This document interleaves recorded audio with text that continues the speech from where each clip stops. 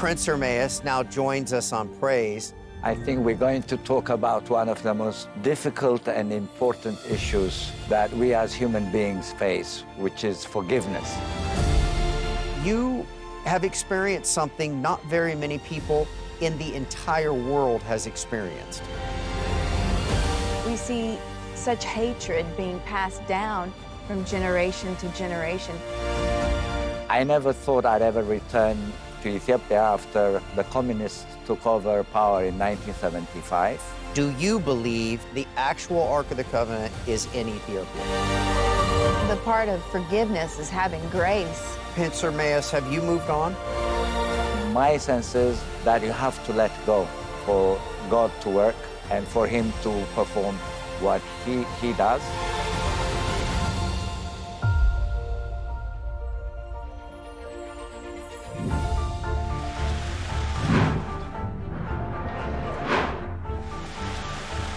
I love welcoming people to the Praise program where you don't have to have a whole lot of introduction to where you are in the world. Welcome, please, to Rome, Italy. We have never actually introduced a prince. Prince Ermias, welcome to Praise program. Thank you very much. First. Thank you so much.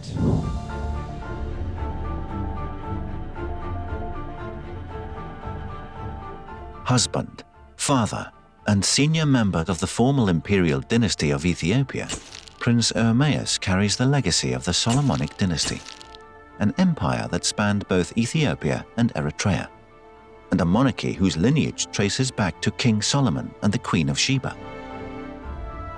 As a descendant of this sovereign family, he has honored his heritage, carrying a thirst for knowledge, an appreciation for cultures and religions, and a heart for the world's most vulnerable and marginalized. Studying in Ethiopia, Great Britain, and the United States, he is fluent in Amharic, English, and German.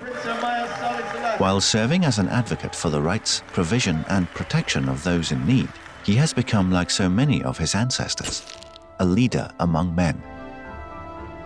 And as he determines to lead his country to healing and well-being, he also carries the burden of a title he may never claim, standing ninth in line to the throne of Ethiopia, a chair of royalty that has remained vacant ever since the sudden, tragic passing of his grandfather, His Imperial Majesty, Emperor Haile Selassie. We are going to get into a very interesting subject with you today. For a lot of the viewing audience that might be our age, our collective age, or older, the name Haile Selassie, Emperor Haile Selassie, will be very well known. Time Magazine's Man of the Year in 1936 and the face of human rights for a generation. The grandson, Prince Ermias, now joins us on Praise. Prince Ermias, would you please tell everybody what we're going to be talking about? I think we're going to talk about one of the most difficult and important issues that we as human beings face, which is forgiveness.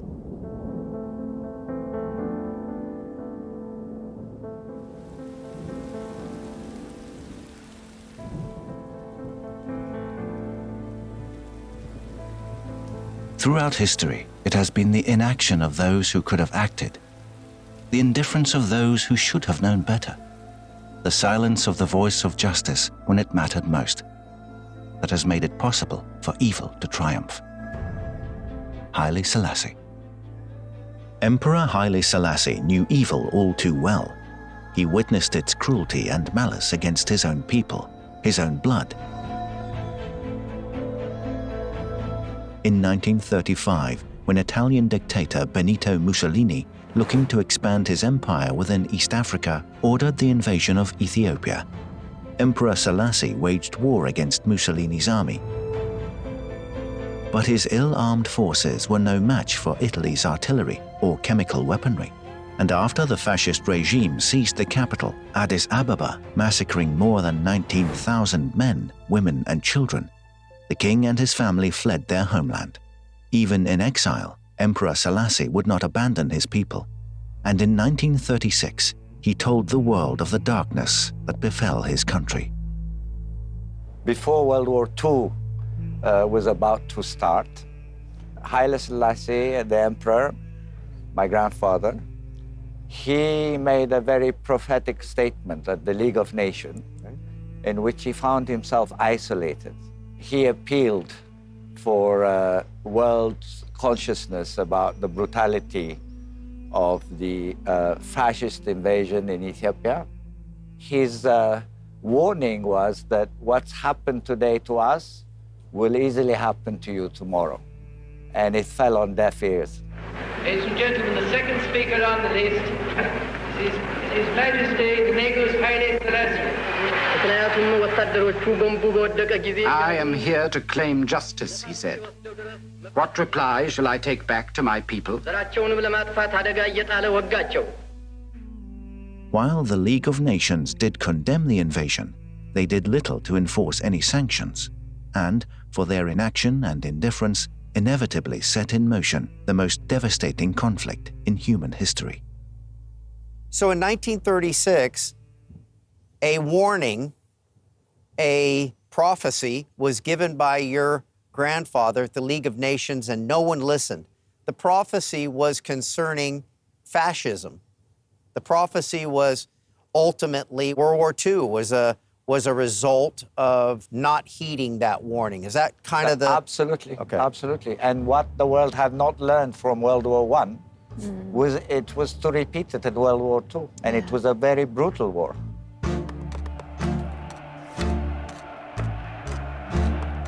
With the rise of Hitler and the Third Reich, Mussolini withdrew Italy from the League of Nations in solidarity with Nazi Germany and backed the Blitzkrieg of Austria. Then, on September 1st, 1939, German troops invaded Poland, plunging the world into yet another war.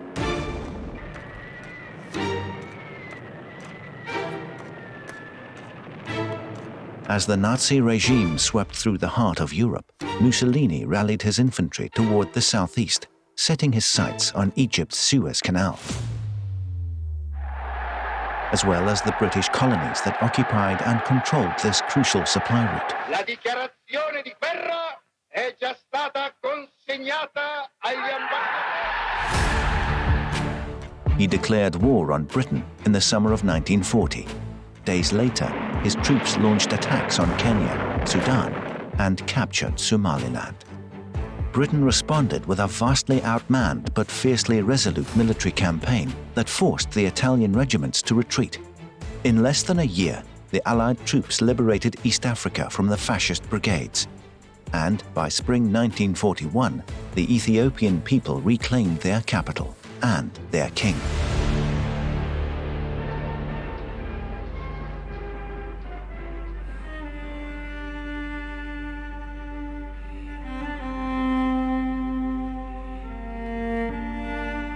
Exactly 5 years after his exile, Emperor Selassie returned home to a country devastated.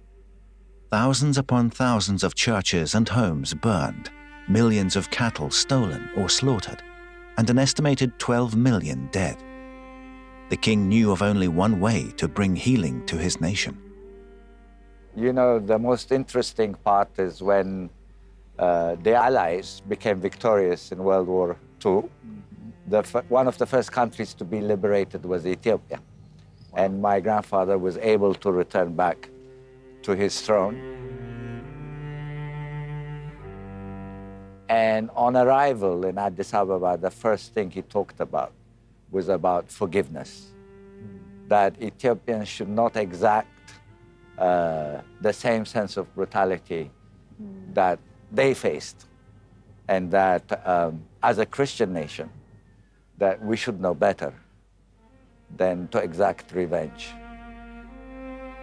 After his speech for pleading about his nation at the League of Nations, the speech he made going back is one of the most profound speeches he's made. And it really talked about forgiveness more than anything else.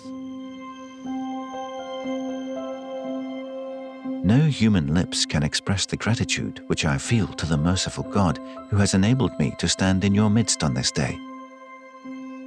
Before everything else, I want to tell you and to make you understand that this, today, is the day on which we defeated our enemy. Therefore, when we say, "Let us rejoice with our hearts," let not our rejoicing be in any other way but in the Spirit of Christ. Do not return evil for evil. Sahle-Selassie. His charge for forgiveness would become the crux of his rule, as his country rebuilt both literally and lawfully. He rewrote the Constitution, abolishing slavery and bringing equality to his people, and even founded the Organization of African Unity. In the decades that followed, Ethiopia became a beacon for civil rights around the world. The king's leadership garnered the trust of Winston Churchill, who aided his return to majesty, the esteem of Queen Elizabeth, who named him an honorary field marshal for the British Army, the friendship of John F. Kennedy, who looked to him as a kindred spirit, and the admiration of Jackie Kennedy, who insisted her family's hero stand alongside her husband's casket as a special guest of honor.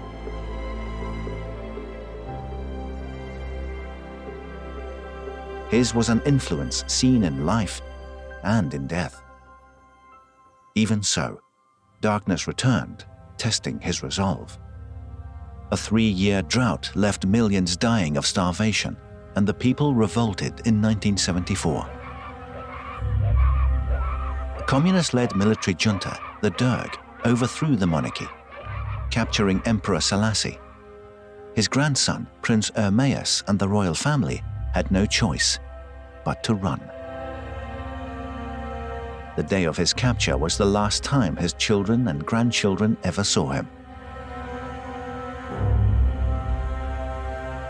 11 months into his imprisonment at 83 years old, Haile-Selassie, the last emperor of Ethiopia, was assassinated, and his remains buried beneath a palace latrine. I always tell people we are a family that's been exiled twice in a century, which doesn't happen very often. Right. And God has been very gracious to us, because I never thought I'd ever return to Ethiopia after the communists took over power in 1975. But then I was able to return in 2000 for the first time after 30-something years. My goodness. And that I would never have been able to predict. So certain things, I think we learn about them through God's grace. Yeah. Because we couldn't have foreseen them. So my sense is that you have to let go for God to work and for him to perform what he does, because it's completely beyond us at times. Yeah. You know what I love is that your sweet grandfather was the billboard of forgiveness back in the day when he was going through all the trials. But then he had to teach your mom and dad to how to forgive, and then thus they taught you how to forgive. And that is a generational thing, because I think so many times nowadays we see such hatred being passed down from generation to generation, and you had this love and forgiveness passed down to you. You know, can you tell us a story of, so you were a young teenager when it first happened. Can you tell us a little bit about that time in your life? Well, I was 14 years old when I realized that I have been made into an exile, a refugee. And I remember growing up hearing about the Vietnamese refugees. And even the word refugee had a very bad meaning for me. And I didn't really understand it in terms of being in exile. And little had I known at that time, I'd been exiled most of my life. Wow. So as a 14-year-old, it's very hard to take it all in and comprehend everything. Yeah. But it happened also in such a public way, because it was a headline news every day in the newspapers. So being able to adjust to reality and yet also not be old enough or mature enough to understand its consequences was something I really grappled with. Yeah. How did your mom handle that? How did she teach you and guide you through those years of your life? I think that the emphasis on faith was very important. And also, of course, for us not to be so traumatized by showing strength, by showing a certain amount of decorum so that we wouldn't panic as younger children. Right. And also, I think that all things can be overcome.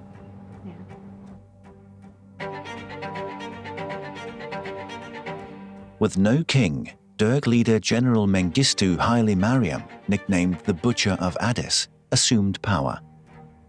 He promised a better Ethiopia, but released the Red Terror.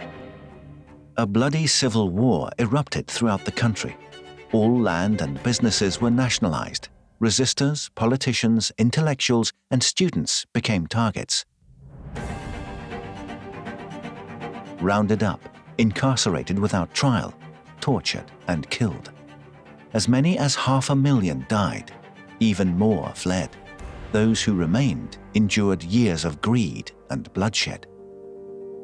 Then the Soviet Union collapsed, and for the first time in nearly 2 decades, the Ethiopian people had hope. The fall of the Soviet Union meant no more money, artillery, or reinforcements for General Mengistu and his Derg regime. It also meant retribution for the 17 years of genocide. Desperate, the general fled to Zimbabwe before he could be tried, and overnight, his tyranny crumbled.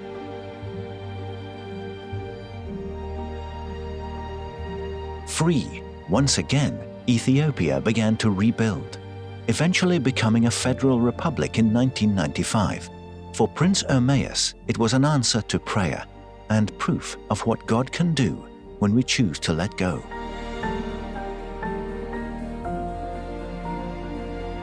You and your family have been exiled, like you said earlier, twice in one generation. Once by Mussolini's fascist regime, and then by a coup led by communist regime.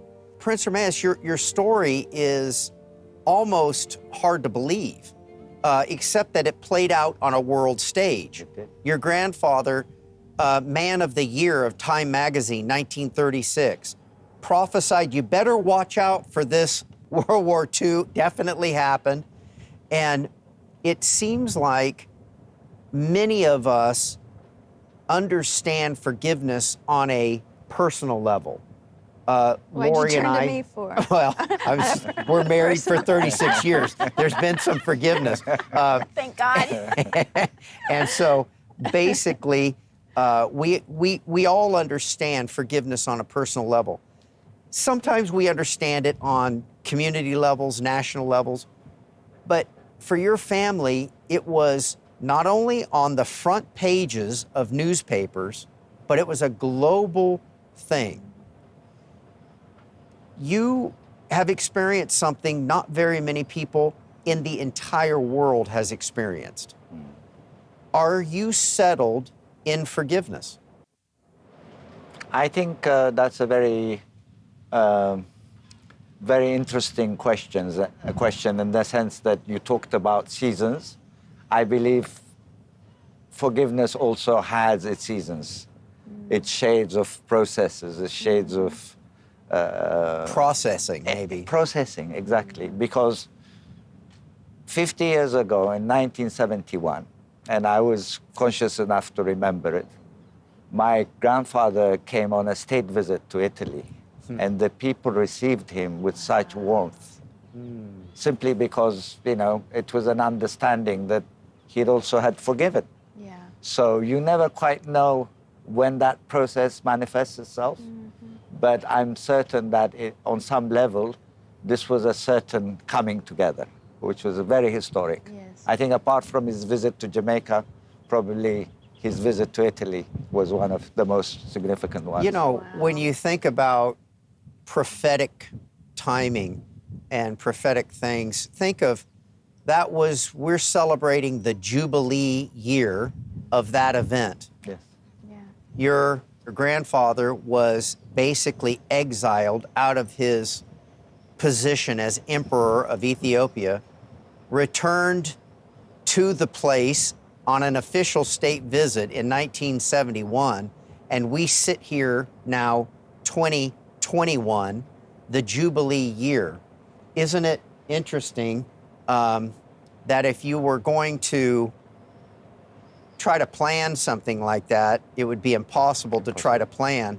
But it also means that the Jubilee, you have to let go of everything. So now I encourage you, Prince Ermias, maybe it's time for you to let go of all things. The Jubilee year of when your grandfather returned here on a state visit. We're sitting here tonight on the Jubilee year, the 50-year celebration of that event. What a prophetic moment. It's remarkable. And the most interesting thing is that there are still generations of Ethiopians living whose parents either had fought in that war, and despite all the forgiveness, there are open wounds that have not healed. Yeah. Because war is a intergenerational thing. You're right.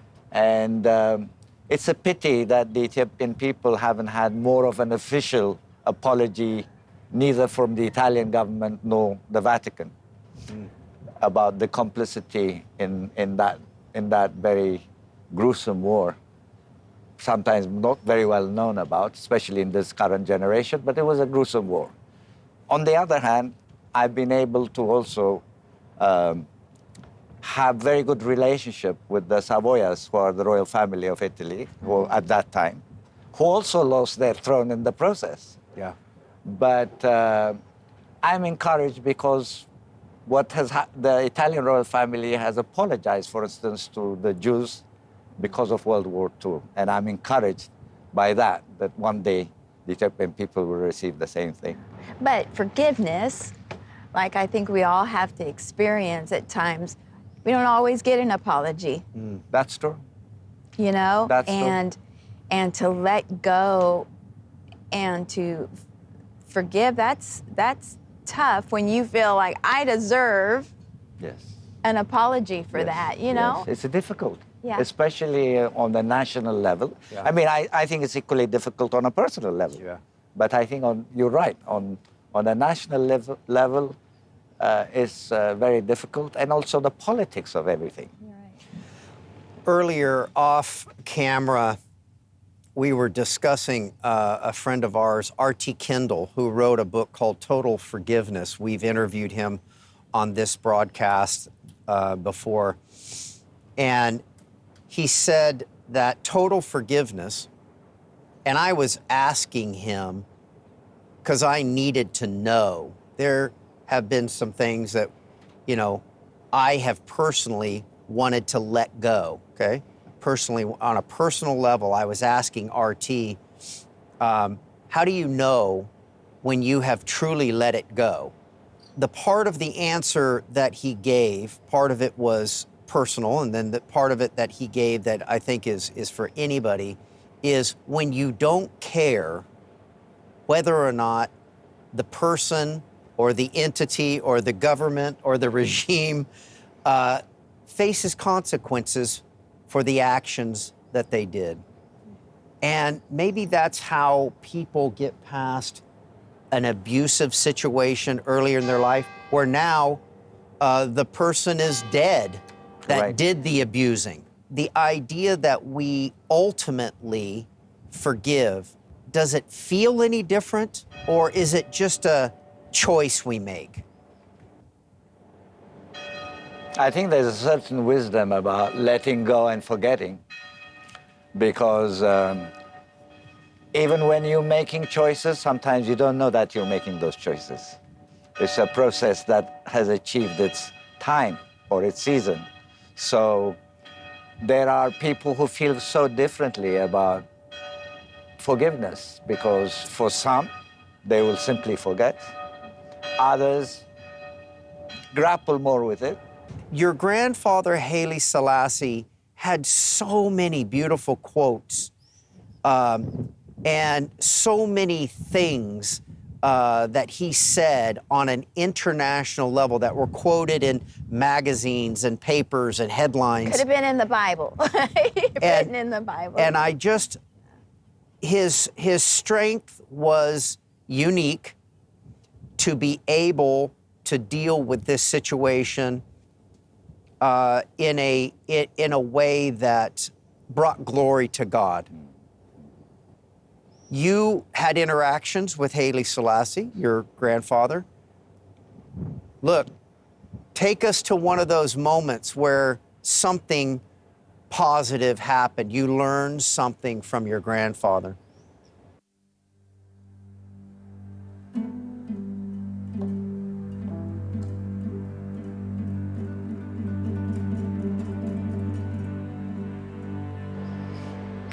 Well, I remember how even during times, you can just imagine a man, how many responsibility he has as a head of state.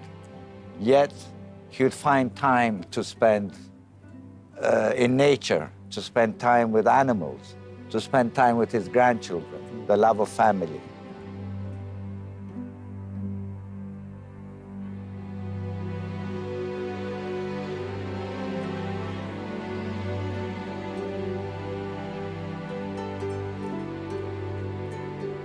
And I remember distinctly when we were sick, he'd come into the room and converse with us. So that touch of his humanity and his ability also to commune with nature truly makes him human, despite all the strengths he has. And I think that's what kept him grounded, and also he was a tremendous man of faith.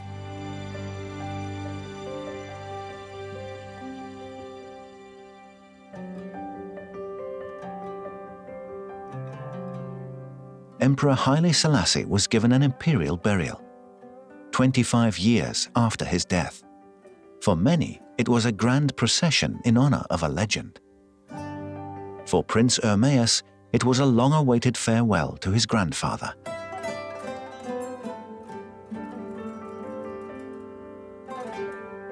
A man who lived and ruled by God's grace.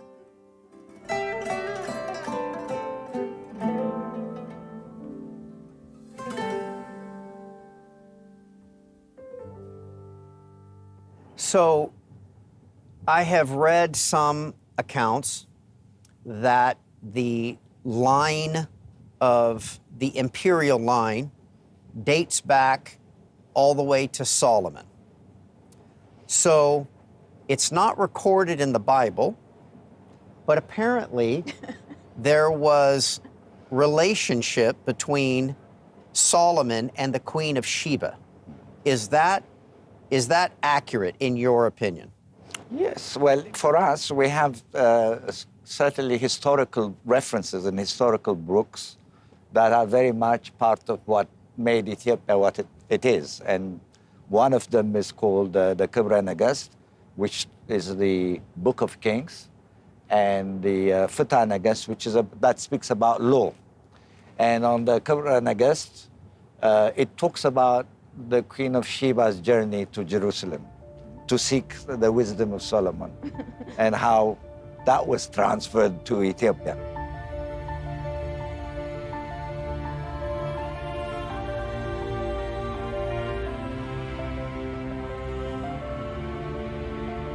Legend has it that the Queen of Sheba, ruler of the Kingdom of Aksum in Ethiopia and possibly the Kingdom of Saba in southwestern Arabia, was a truth seeker.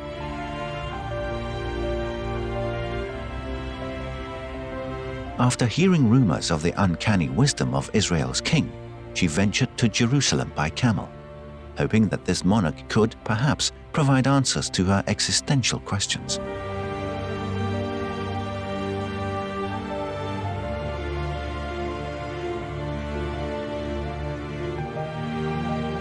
She led her caravan directly to the court of King Solomon, bearing precious jewels, gold, spices, frankincense, and myrrh.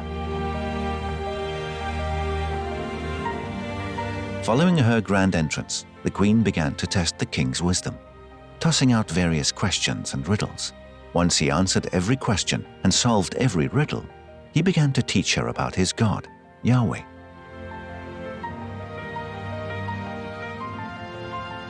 The queen remained in king's council for several months until she too became a believer. And when she left Jerusalem, she returned to her empire a new leader and an expectant mother.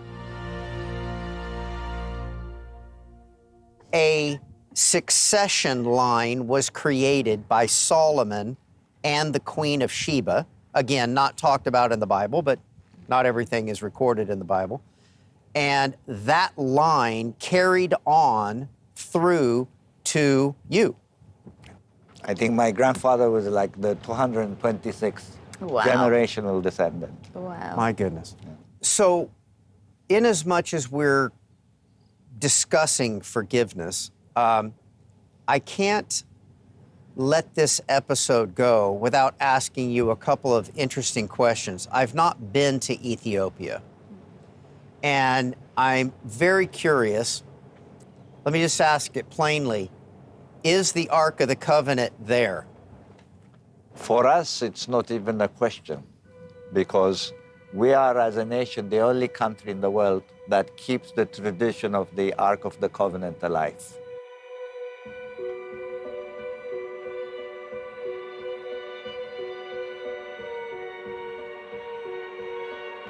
The legend continues with the queen's child, a son she named Menelik. He is the first in an unbroken line of Ethiopian rulers, and he is the one who, tradition claims, brought his people the Ark of the Covenant. A gift he received from his father, King Solomon. While evidence of this story remains to be seen, roughly 45 million Orthodox Christians in Ethiopia consider this legend fact.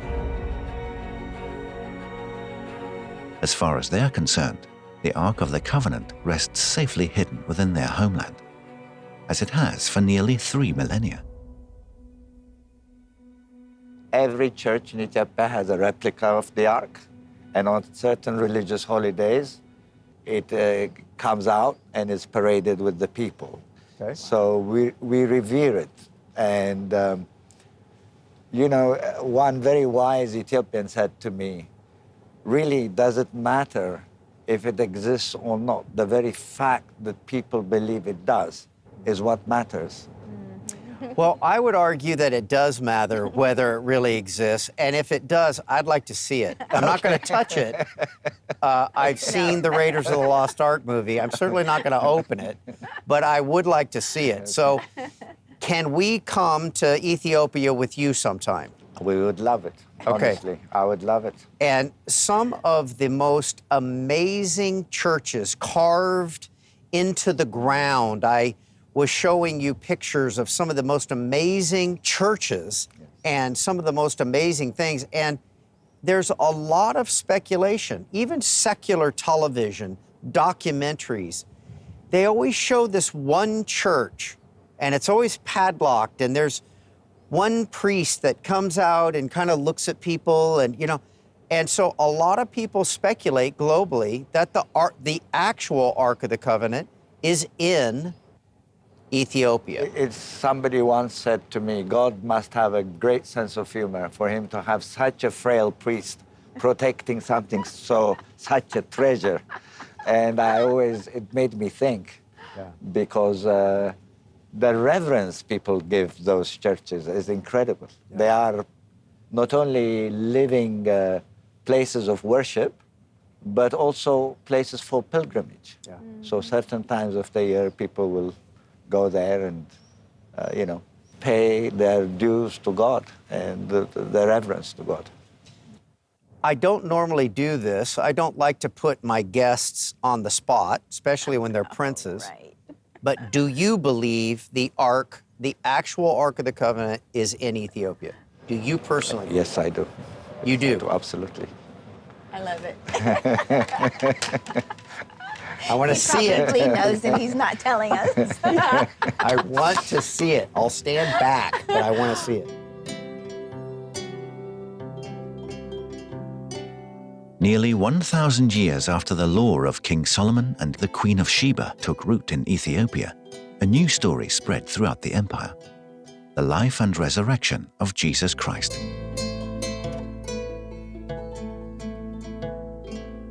According to Acts 8, it all began with an Ethiopian court official, a eunuch who was returning to his country after worshipping in Jerusalem. It was on his journey home that the eunuch had a chance encounter with Apostle Philip, who was making his way to Gaza. After introducing himself, Philip was surprised to see that the Ethiopian official was desperately trying to understand a text, Isaiah 53. Seeing an opportunity, Philip shared the truth of Jesus, and immediately after hearing Philip's testimony, the eunuch gave his heart to Christ, becoming who many consider the very first Christian convert from North Africa. Quickly, he returned to his homeland, sharing the good news of his Savior, and through his efforts, as well as the ministry of Apostles Matthew and Bartholomew, this awakening of faith swept through Ethiopia, forever altering the nation. Christianity became the faith of the people, a shared hope and heritage stretching from the most remote village to the imperial throne room. And it is the values of this faith that Prince Ermias believes his grandfather modeled so beautifully for him and his family. There's an old adage that talks about the ones that basically prevail get to write the history. There is some history that was written that was not positive about your grandfather. There was many things that have been written that is very positive. And so some people chose to write negatively, some people... As with everybody. As with everybody. I mean... Well, anytime I think a human being is in a position of power, inevitably there are mistakes, especially if one is a working person. I think that part of it is a very basic premise for understanding controversy, because people do make mistakes, whether be it in administration or politics and so forth. But on another level, I think it's also a faith in yourself, in your, that's what really matters at the end of the day, is about you. What does your conscience tell you? Doesn't matter what everybody else thinks. Yeah. Well, the part of forgiveness is having grace. I mean, we all need grace. Yes. There's yes. We're all sinners. We're all sinners, absolutely. Saved by grace. You know, there's a story that Jesus said how many times, they asked him, how many times should we forgive? And they said 7 times, and that was a big deal, 7 times. And, and I was thinking today, when Jesus said, no, forgive 70 times 7.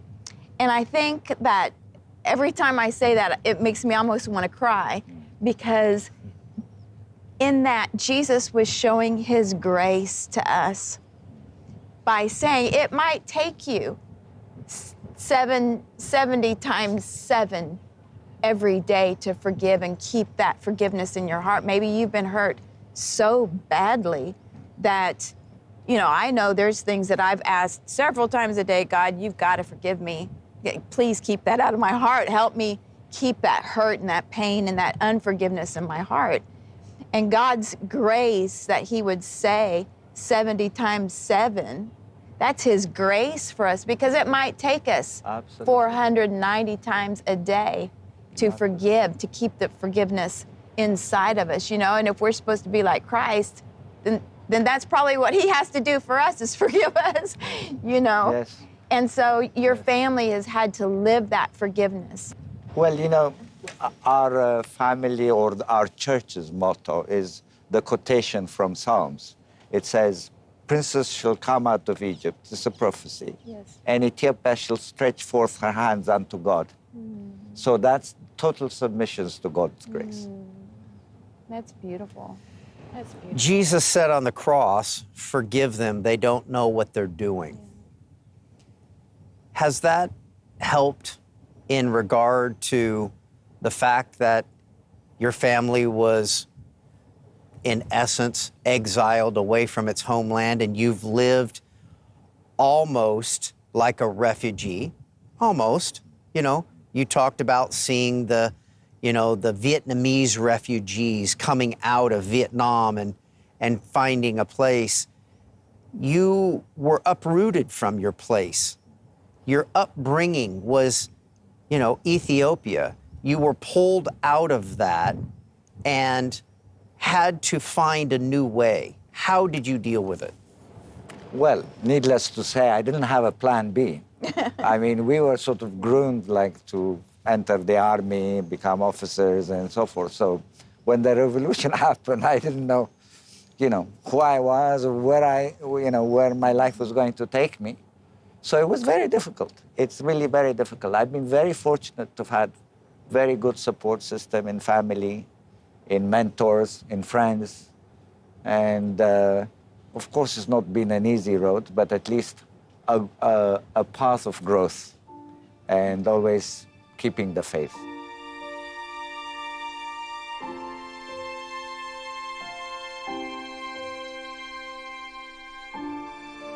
As a citizen of the world, Prince Ermias has become a humanitarian and advocate throughout his career. He's campaigned for the education of impoverished and at-risk youth. He's earned numerous accolades, including the Issa Silver Star Award for his efforts to safeguard the rights and freedoms of those displaced by bloodshed, famine, and natural disasters. Now, serving as the president of the Crown Council of Ethiopia, he's found himself waging a war against the worst of humanity. Once again, his country is in crisis. His people are caught in the crossfire of another conflict, enduring displacement, starvation, mass murder, sexual violence, and exploitation. Adding to the need and turmoil are more than 800,000 asylum seekers from neighboring countries who have fled to Ethiopia in hopes of refuge. And the lingering pandemic continues to exacerbate the nation's poverty level, as cases of the new strain overwhelm their communities. Never more has Ethiopia needed him. And in a recent address to his countrymen, Prince Ermias pledged to never abandon their cause or ignore their suffering. He promised his every effort to ensure their protection and provision. He's made it his mission, much like his predecessor, to lead his people, his family, to healing. As he shared in his speech, "We have endured so much in Ethiopia, and we cannot afford to allow our beloved Ethiopian family to fall into even worse suffering and ignominy at this time. We must, once and for all, come back together, because there is no other way for us to rebuild the greatness of purpose which has guided us for more than 3 millennia. We are, in fact, in a time of great hope that Ethiopia's greatness is returning, a greatness underpinned by fairness, equality, and pride in the unique nature of all Ethiopians." Prince Ermias dedicates his life to the legacy of his grandfather, fighting for his country and encouraging unity among nations around the world. It's a tradition that he is proud to carry on, and one he prays brings hope to his country. If the leadership of Italy, and it changes often here, but if they're listening, what do you want to say to this country on behalf of the people of Ethiopia? I think clearly it's a message of hope, because I think in a certain sense we've let go and we've now reached a point of both economic, cultural cooperation, and Italy is very involved in helping Ethiopia. But I think it's also very important to recognize history for what it is, but also move on. And this is a great example of it. And it should be seen not just as a dark period of history, but as a very bright side of history. Yeah. Prince Ermias, have you moved on? To some extent, I grapple with questions such as, why did my grandfather give up power when he had the perfect capability to suppress his enemies? Why did this fate fall on me? I grapple with it sometimes, but I think for the large part, yes. It's very moving to you, isn't it? Yeah. You made me think of things I haven't thought about in a while. 70 times 7. And maybe the word of the Lord for you is you can do all seasons through Christ who strengthens you. Yes. Yes. You know, Jesus could have called 10,000 angels to destroy the world and set him free. That song, he could have conquered, he could have taken over, but he didn't. He gave his life and he forgave us. He did. And that's what's so powerful about your story and your lineage, and that God's grace is sufficient for you.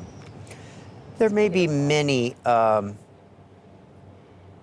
grappling with emotion, maybe listening to your story is having them think about their story. Maybe in the audience, somebody is thinking about something they haven't thought about in a long time. What does that feel like inside, that you're sitting here on a balcony looking at what you're looking at, knowing the history of all of that, and it's conjuring up some emotion and some emotions in you? Maybe some in our audience are experiencing the same thing. Your thoughts to them? I think God has a reason for everybody, and we're all God's children, and we have to have trust in Him. Yeah. We are not in control, He is. Yeah. And that's what I believe. And that they have to put their faith in Him rather than their faith in themselves and think that they're in total control. Because it would be easy for you to be a victim. That's the easy thing to do. The easy thing is for us to sit back and say, look what they've done. Nobody stood up. Nobody helped. I'm a victim of my circumstance. And you haven't done that, sir. And I love you for that. I see that in you and your family. And I think that's a powerful thing. Thank you. The Bible describes a peace that passes understanding. So it passes your ability to understand it. There's a peace that, can you truly declare you can live in this peace, that you're living in a peace that passes your understanding? At times, certainly. I don't think it's in total consciousness, but there are moments and times where I certainly have become aware of them. And I count my blessings, and I also praise my God for those moments of enlightenment. Yeah. Because we're so busy in our lives, and we think we're in control all the time. Yet, how much do we really control? My father, Paul Crouch, is in heaven. Shortly before he passed away, I asked him, are you supposed to feel differently? Is there something we're supposed to feel in regard to forgiveness? And he said, probably not. And I said, well, then how do you know? And he said, well, let me put it this way. And I remember where we were sitting. We had a table between us, and on the table was Chick-fil-A. I don't know if you've ever had Chick-fil-A. I don't. No? Okay, I didn't think so. But Chick-fil-A is amazing if you get a chance. And we had Chick-fil-A on the table, and I'm talking not so many days before my dad was gone, just a few days before he was gone. And he said, I think forgiveness has to be almost like salvation. Sometimes when you surrender your life to Christ and you are born again, some people have an extraordinary feeling. Some people weep and have this amazing transformation in their life, and many things change from that moment forward. And then there are others that say quite the opposite. It's just by faith. And my dad said, you basically say the words, I forgive, and then just believe it by faith. We can all do that, right? Yes. We can all say we forgive, and then we can at least by faith say, I've done it. Yes. Are you agreeing with this? I agree 100%. I think that's the wisdom that we all try to seek in ourselves, that we grapple with, because the opposite is so much easier. The opposite to want to exact revenge, the opposite to play the victim, the opposite to Get revenge. get, yeah. Yeah. Those are Yeah. easier paths to choose. But I think the difficult path to choose is just what you mentioned. Is the love of God and the love of Christ real to you, Prince Ermias? Very much so, very much so, very much so. Do you feel like a refugee? No, I've learned to become a citizen of the world. Yeah, good. Yeah.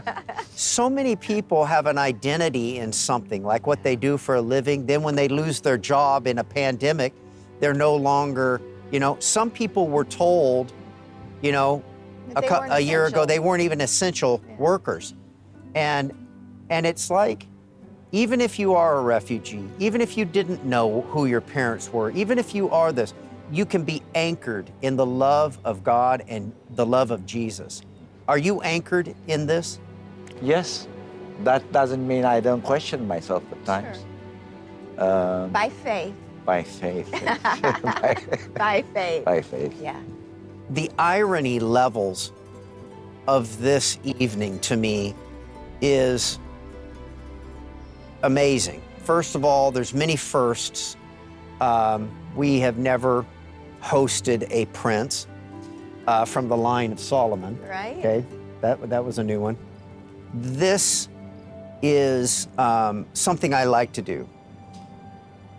Inasmuch as it is an absolutely stunning evening here in Rome, Italy, we've heard one of the most interesting stories I've about ever heard.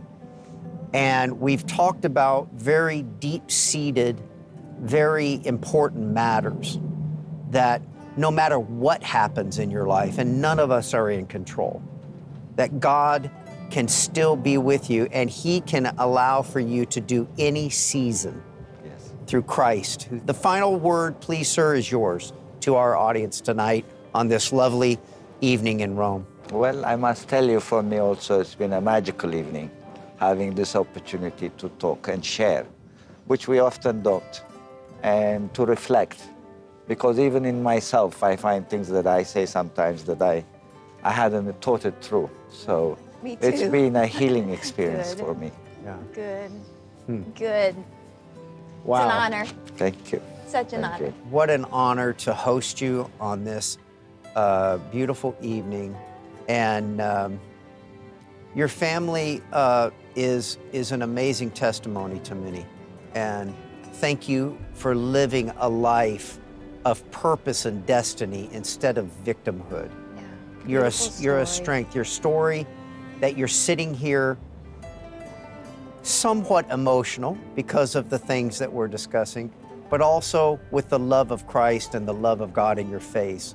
It's a beautiful thing. Thank you. Thank You have a so beautiful much. smile. Thank Yes. you. Thank you very much. We'll see you next time.